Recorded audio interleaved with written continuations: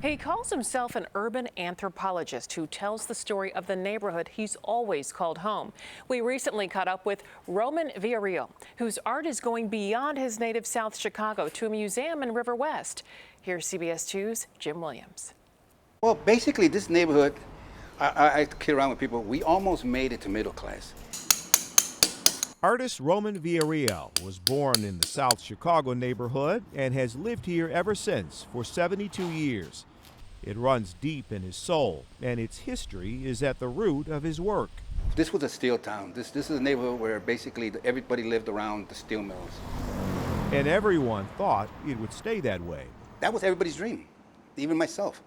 Work in the mill, do your 30 years, retire. But in the early 1990s, everything changed in a heartbeat. U.S. Steel shut down its Southworks plant. It was so fast, nobody even knew what was going to happen. You went to work that day, and next thing you know, it was locked. You were locked out. That's why this neighborhood was hit so hard. It was a struggle how to survive. And it wasn't pretty. Drugs, depression, alcoholism, divorces, all the above.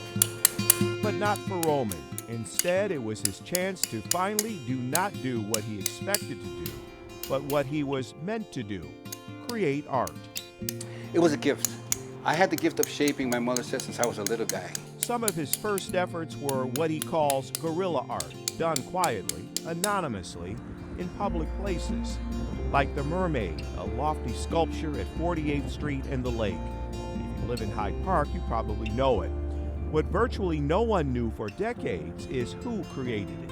Finally, in 2001, Roman's daughter saw a newspaper article on the secretive sculpture and told the world it was her dad and 3 friends. Suddenly, Roman found himself in the national spotlight, even the star of an article in People magazine. Today, Roman Villarreal, South Chicago Legacies, is featured here at Intuit, the Center for Intuitive and Outsider Art in Chicago's River West neighborhood. This art comes from a place of lived experience.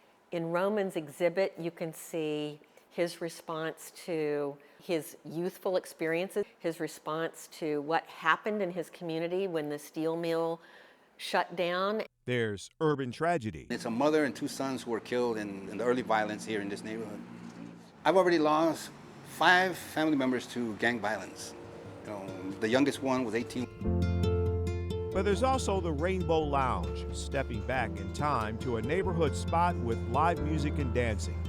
Brothers looks back at Roman and his buddies in younger, more carefree days, and hanging out on the porch remembers a simpler, safer time. In the 60s, you could walk from one end of South Chicago to the other, and people were outside. The kids were playing hide and seek, release, skipping rope. Art is the new steel for him. Art is the way to bring life and hope. Roman says it's more important than ever. There has to be some kind of solution to what's going on there because there's too much, I don't like using the word violence because there's too many people that are just angry.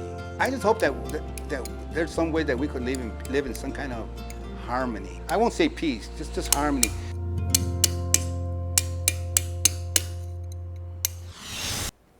Roman Villarreal, South Chicago Legacies, runs through January 8th at Intuit, the Center for Intuitive and Outside Art at 756 North Milwaukee Avenue. For hours and more information, log on to www.art.org.